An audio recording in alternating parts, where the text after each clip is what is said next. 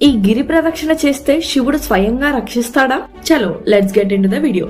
తమిళనాడులో ఉన్న తిరువన్నామలైలోని అరుణాచల కొండను చాలా మంది శివుడి స్వరూపంగా చూస్తారు. ఈ కొండకి చాలా పురాతనమైన చరిత్ర ఉంది.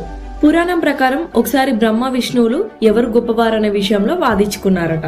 అప్పుడు శివుడు పెద్ద అగ్నిస్తంభం రూపంలో కనిపించాడు. ఆ అగ్నిస్తంభం తర్వాత అరుణాచల కొండగా మారిందని చెప్తారు. అందుకే ఈ కొండని అగ్నిలింగం అని కూడా అంటారు. అరుణాచలం చుట్టూ నడిచే ప్రక్రియనే గిరి ప్రదక్షిణ అంటారు. మొత్తం మార్గంలో 14 కిలోమీటర్లు ఉంటుంది.